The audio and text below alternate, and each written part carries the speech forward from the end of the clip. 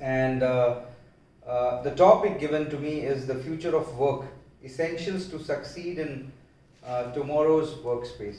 It is quite relevant and quite a difficult topic. I will try my level best to do the much justice I can in 1 hour.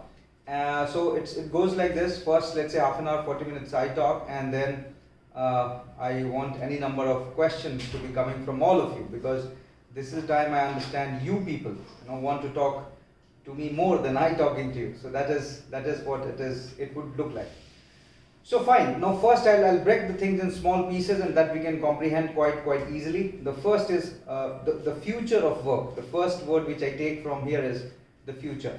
Now today, if I say what do you comprehend with the word future, and then there'll be different understandings and analysis which will be coming out. When we in HR, when we say that, okay, how do you look at your future, generally it used to be like 3 to 5 years, right? Or 5 to 10 years. Or once when I'm not too old, but not too young too. So in our times, or when we are asked that, okay, what do you want to do in next 10 years, or what do you want to achieve in next 10 years, used to be like a future, how it used to be. But today, if I tell you, with all of you in picture, if I say future is that gap between today and tomorrow, or if I have to be very specific, it can be that gap between wave 1 and wave 2, or wave 2 and wave 3. That is the future for us, and that's how all our philosophies, all our action plans, all of our strategies, they are based accordingly. So that is number one thing which I say, what is future? And when all of us are in, let's say, in academia, we have to understand and pave our ways, make our strategies accordingly, that how we'll launch ourselves in whatever scenario it is. So that is number one. The future of work, if I take this entire thing together, of course I must tell you, till the time mankind will be there, till the time this is the doomsday and we all are damn done with this pandemic. If not, then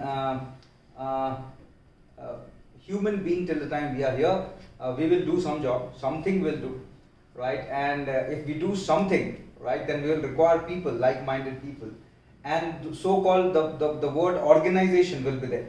And if the organization is there, whatever they are teaching you, different domains, specializations, what you guys are doing in the academia, those things will exist. So that is one. So there will be work.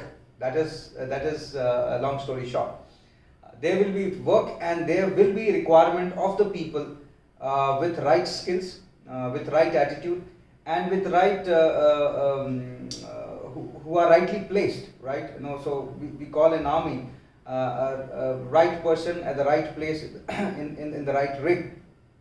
So that's how, means rig is your preparedness for that thing. Actually, it is a uniform address. So if you have to go for a war, you have to be in combats. You cannot be in your mess dress to be there. So that's how. Till the time work is there, you'll require people, competent people, to deliver that work. So that is one.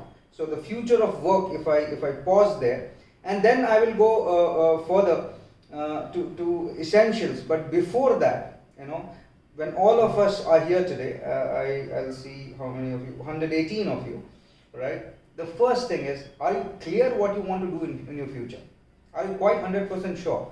Okay. MBA used to be a word which used to be quite in high demand in our times when we started, and our journey used to culminate there, right? So this is the pristine, or the end of your education life, right? And right in these 2 years, you'll be spending, let's say, the much you have spent in your education till now, right?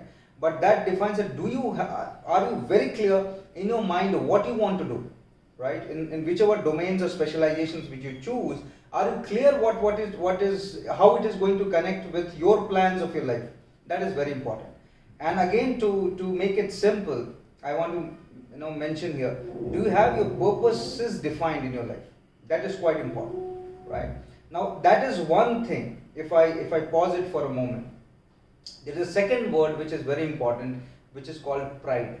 Now in today's world, and having this role where I head the HR for the organization, many a times people come to me and having met enough number of people, and that is what I love to do. I groom people, I develop them, and that is why I am here today. I see this thing is very lacking in the generation today. Now, this is because when I see the evolution happening between the generations, you know what one thing is too much is options today, right? So if I connect to our times, there used to be simple things, you know. One landline used to be there, you know. If someone has to call, so that is one landline, and if so-called then it was too I'll not say too shy or too introvert sort of a thing. If a girl calling, everyone will get to know in the family that you have got someone has call you, right? And that used to be one number. Your father calls used to come there, your mother call used to come there, your call used to come there, and everyone generally, one house you only used to have one number. So one family used to have one number. Today one family has 4 numbers or 5 numbers. The father has a different one, maybe more than that, 2, 3 numbers, office number, this number, that number, the way it used to happen. So what I want to say, there's n number of options, right?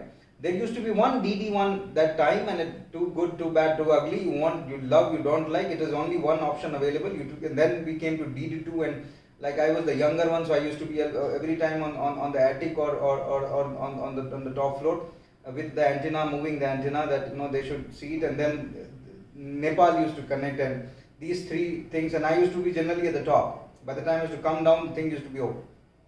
So what I'm telling you, less options, less distractions, and that's how it is. It is not that I don't support the way the development has happened. I am not that old school, but I am little bit, allow me to be a little bit of old school. So with more options comes more distractions, and more distractions, the typical human animal, right? It doesn't become what it has to become. So you're deflected, right? And all the social media and everything is adding to the misery, right? You get up somewhere, you get one direction, you Google something, you'll have n number of things. So you move in a direction which is somewhere there, but it is not there, right? So that's why many people I see, they are still about to happen in their majority of the lives, right? Even by the time they reach about 40, 45 years, and many people come and tell me about the misery stories, that they wanted to become something else and they became something else. They cannot leave the thing. Last week I was having a discussion with one guy, having spent about, let's say, 15 to 20 years now, and he says that, okay, maybe not this profile is what I am looking for, and I think that I'll take a pause and I'll rethink again. Now, is it wrong, bad? No, it is not wrong, bad. But again, I'm telling you, the entire momentum changes. You will come to down zero. From again, you have to start from the zero. Now, starting from zero, is it very difficult? No, it is not difficult. I'm not telling that. But I'm telling you, if you carry a momentum, if you've created something, and halfway again you want to recheck and come back, and I see many of you like this, not this generation, maybe you guys are smart enough in the companies I've worked with. Many people come down and tell the HR that, okay, for example, you have taken a thing in finance, you say, no, maybe finance is okay, but can I go and check myself in supply chain on operations? I think that also I have one more specialization there, so let's see. Then that happens after 5 years. You go there, no, I think, I like people management skills, so let's go there. And then things becomes a jack of all trades, master of none. Is it, you should know everything, and at the end of the day, when tomorrow everyone wants to become an MD or the CEO of the company, it's good to desire and aspire, it's fine. But how many of them become? In the organization, there will be only one MD or the CEO. It's not bad to aspire and demand, but I'm telling you, every time doing this course correction will always lessen your life in that moment. We all have limited life in all the streams which we have. So the first thing is, in academia, when you're coming here, be very clear, bang on. Then that is what I must plea you, urge all of you, that this making of the purpose is very important. Now you should define yourself, next 3 years, 5 years, 10 years, what is going to happen, and how your life will look like. Let's say starting with 40 years of life which you have, 40 or 35 years of life, whatever it is, at whatever age you have joined the MBA. Now how will you position it, how you will take it forward, right? That is very important. That must not be changed. That is point number 1.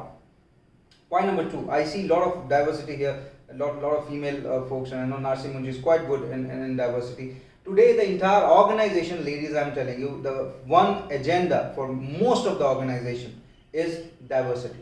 And I must caution you, all of these female folks who are sitting there, be very careful what you want to do in your life.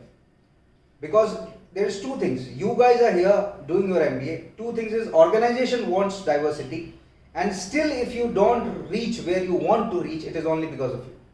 Right? Gone are the days, or your mother days, or a little bit beyond that, and say that the society is not ready, the society doesn't want. You will have all your cases. Most of our moms have been housemakers, homemakers, right? It is not bad to be a housemaker or homemaker, but it should be your choice. Yeah, that is very important.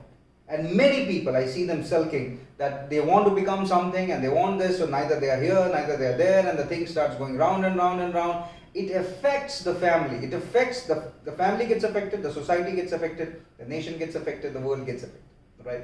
So all of you, ladies here, I must tell, gents, okay, priority 2, priority 1, ladies, you guys are here, and this is my urge and plea from all of you again. Making the purpose is most important from most of you, all of you, right, who are sitting there, than doing anything else. Now, one thing I know, typical Indian society, the next thing which will happen to you is, of course, there will be, sorry, but I must be using it, that they are letting you do the MBA because again they can take a good match for you, and that's how the life starts. But it is very important for you that you should define your career. If you will not have a dream, someone else will have a dream for you, right? And this society, especially the way Indian society is, and we as an organization, we keep on telling that okay, diversity should be coming. We see this these days. We push, and every organization will be running into the bandwagon. So you have this rainbow color. So every organization came with it. Though they have the plan or not plan, that is a separate thing. But no, just coming in the bandwagon is every organization does it. So things are quite congenial today for anyone who has got a plan to conduct their life, to conduct their career. But the ownership has to be you. And after school, don't think that they are your teachers or professors or friends or mammas and papas and all of them are sitting in corporate life to make your career. Sorry, I am not interested. You have your plan, conduct your plan, will help you. The word which you will find is mentoring and coaching, right? You don't have your friends there, right? You have your colleagues, and it's like we are here. Simple. It is simple. The world outside will be quite not that easy. It is the world of the hunter and the prey. So that's how it is. Let me scare you a little bit, right? And after whatever pandemic is just a portion of it. What I am telling you is this is very much required with all of us. How we conduct our life is first we should have a purpose, and then we should know the ecosystem where we are launching ourselves. Yeah. So I'll give you for example, and this is Army is one of the oldest organization, and I come from there, so I can keep. Can you hear me? Is it okay? Can you hear me, guys? Akansha, so there will be some disturbance. Sometimes my internet plays funny. So let me know. I'll reconnect again in the case if I'm out. Okay, Akansha? Yes. Yeah. So I was there. So one is the ecosystem which is there across outside. We have to understand that where we are launching ourselves, and that is not that easy. That's how it is. And I am not telling you something which we don't know. So be very clear on that. That is I wanted to make you aware. So purpose making is very important. I came from the thing called pride, and before that I was talking about the army thing. So there, one is the training which we get in the academy. It is nothing but the soldiering techniques are taught to us, right? All the small arms weapon, the rocket launchers and grenades, how to launch them, the survival training, all those things is taught. And then there is one more training which is arm specific. So after 6 months we are taught whichever arm we go. For example, we chose infantry, we choose artillery, we choose armored corps. So that particular weapon is taught to us. So similarly, the way you guys take the specialization and then you get only finance and analytics or whatever you do. Now next is when we go, for example, to an operational area, right? We go to Siachen, we go to militancy affected area. Then there is a different training which is called PIT, right? So that is to how to conduct ourselves, because again, for example, you are driving, your focus should be completely on the way you drive, right? And things can be quite different on the road than you are sitting in the house. So that mechanism has to be taught to you, right? And then you should never lose your guard there. So that's how it is. So what I'm telling you, in corporate, you have to have, no one will teach you, maybe the HR and all will come and conduct those things to you, but no one will specify such things to you, right? And suddenly something happens in your life, you are responsible. Tomorrow you lose your job, the company closes, whatever happens, it is you are responsible. You made a wrong choice, or you did not conduct yourself the way you are supposed to be conducting yourself, right? So this I wanted to specify. I was talking about pride and I got deflected. Now till, let's say, 20, 22 years, whatever you have, most of you, define yourself, what is your pride. And if you have not defined yet, this is a high time you should define something which is your pride. Because whenever you fall down, the things will be, chips will be down, the days will be bad, this pride will make you bounce back. That is very important. And pride can be smallest thing, right? It can be, good in maths and let's say you can conduct something, teaching some students, or maybe singing songs which in front of your family, or maybe, I don't know, writing a book. The pride is not having how many social media connections you have and how many followers you have. Sorry, if you are living there, it is completely bullshit, right? So those small things which you have done till now, right, which is so always keep on revisiting, right? And it is only which is, and it is very, very confidential to you, and you keep it to yourself, as simple as that. Now that is one thing. The second thing is you have to know something called a release mechanism. When the pressure will be building up, some things will be heavy, you will have your bad days, a lot of steaming will be there up in the head. How will you release those selves? So connect with the pride and then try to release it. Only these things will help you till the time if you define it. If you go there will be no such PID which will be happening to you in your life.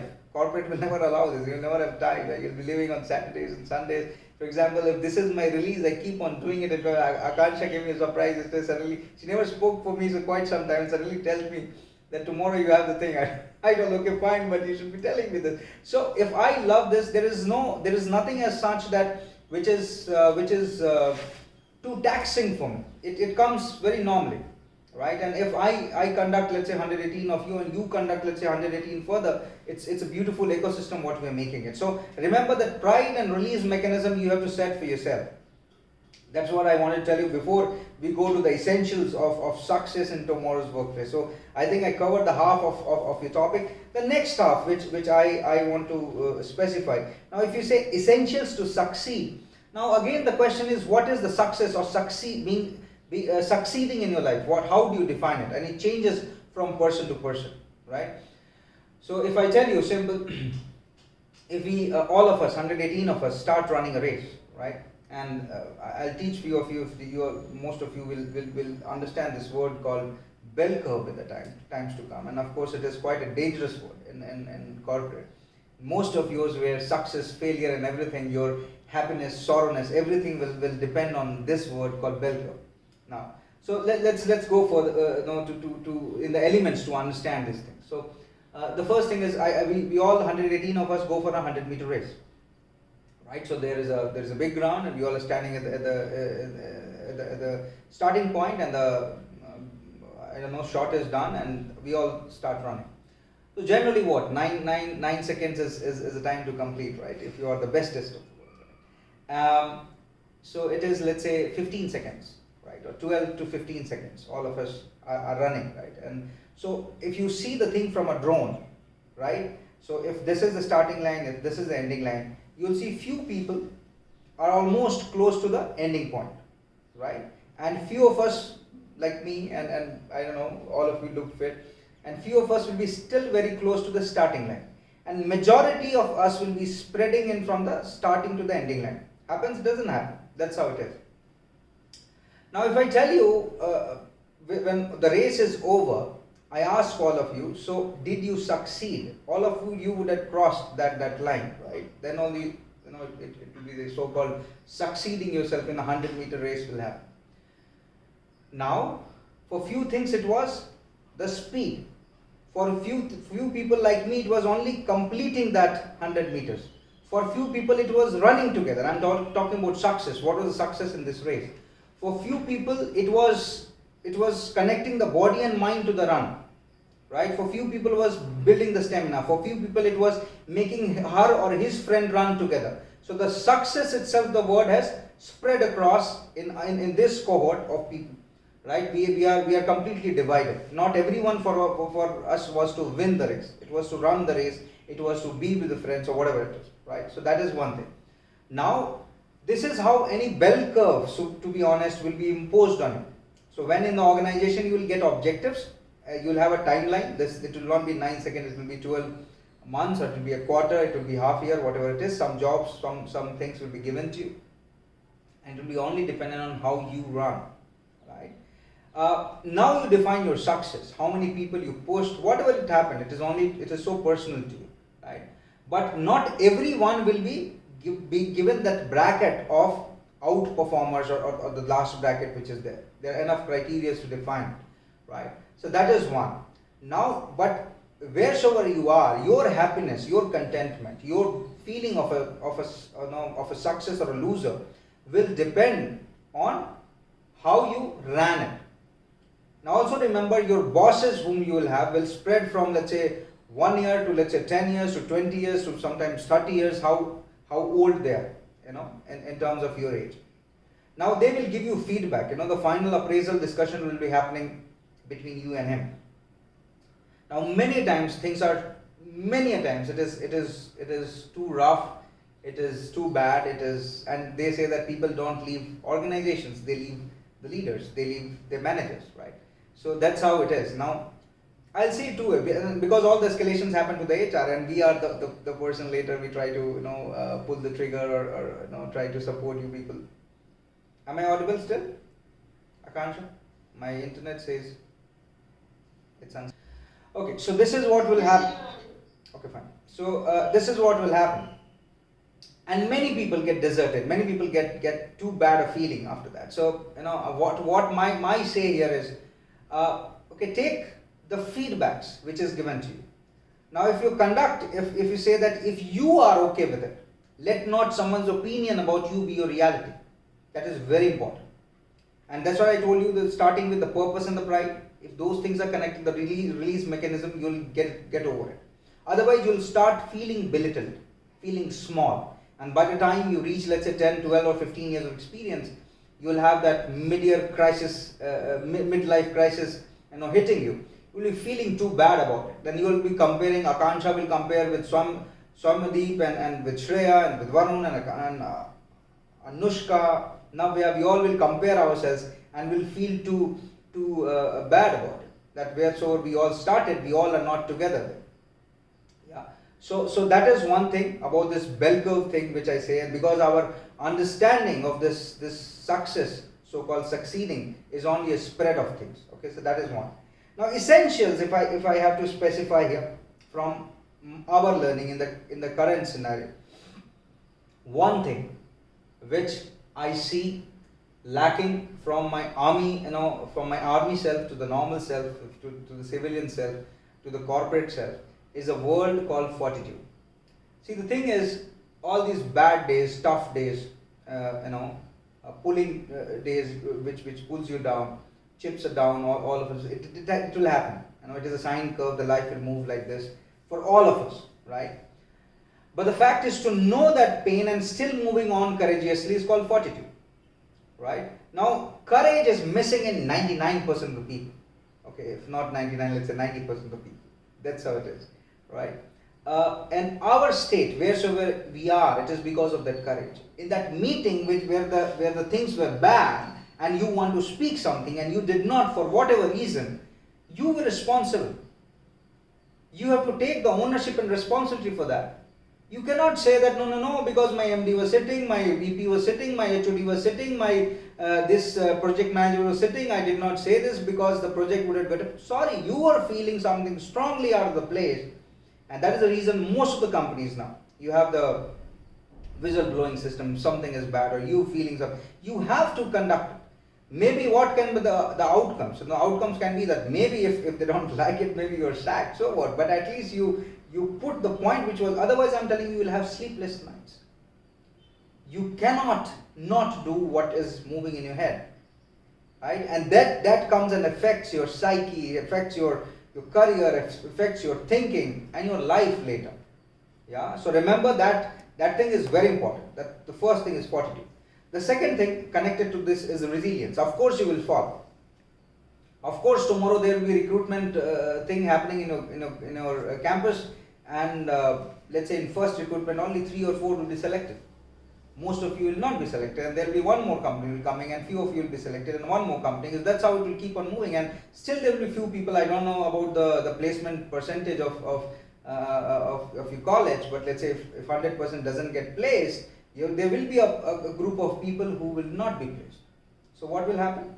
You will be frustrated, right? But how will you conduct? Again, connecting those things, with the pride, with the resilience, with the release mechanism. And all of you today, that WhatsApp group which you have, in which all of you keep on pasting the good mornings and good afternoons and good evenings and good nights and all those things, right?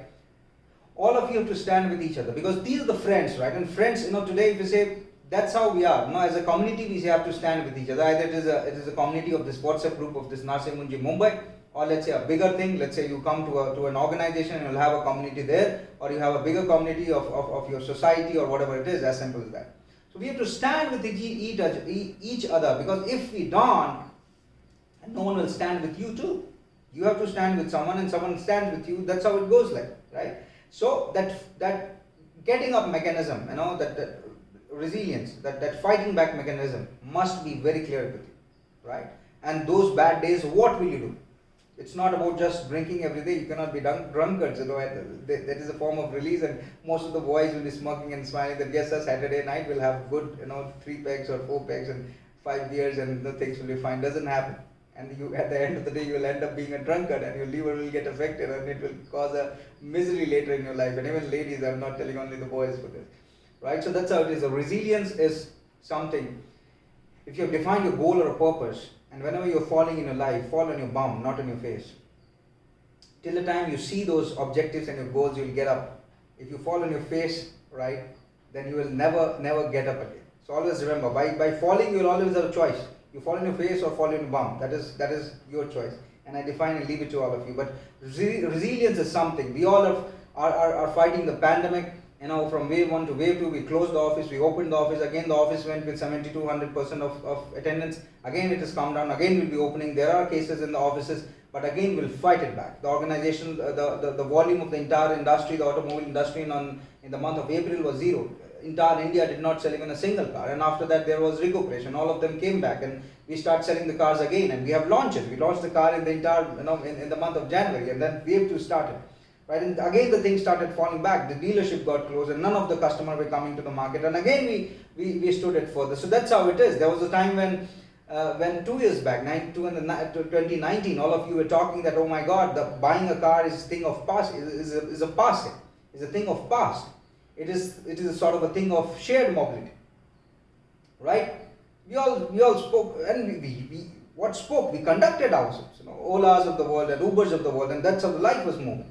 And no one was so, again the pride, when we used to get our voter ID card or the driving license, we used to be so happy. We have become adults, right? And now it doesn't matter, even if you have an ID card or not, you have a guy, a chauffeur driven car who will take you from places to places. You give them money. That's how it is. And then we came with a mechanism of subscription model. All the car making companies started coming. And now see the phase. Now everything, the business is expanding again. So what I'm telling you, that the future itself is so dynamic, and you say that you have a pattern, it will never happen. In this pandemic, all the organizations had their business continuity plan, and the way lockdown and after, no one ever thought that the entire ecosystem will be closed. Can you ever guess? You ask your grandfathers and all, they will never tell you that such story happened. Even at the time of world wars or at the time of our fighting with the neighbors, it never happened like that, right? But see the way it is conducting, these days, right? And there is a lot of fear which is floating outside, inside, right? But still you have to survive. You have to eat food, right? Twice, at least all of you are blessed enough who have got 3 meals, 4 meals a day. You talk about a guy who is there on the road, and his only thing is for example, the dosas or the vada paos he sells. That's always his thing, and he has got no livelihood.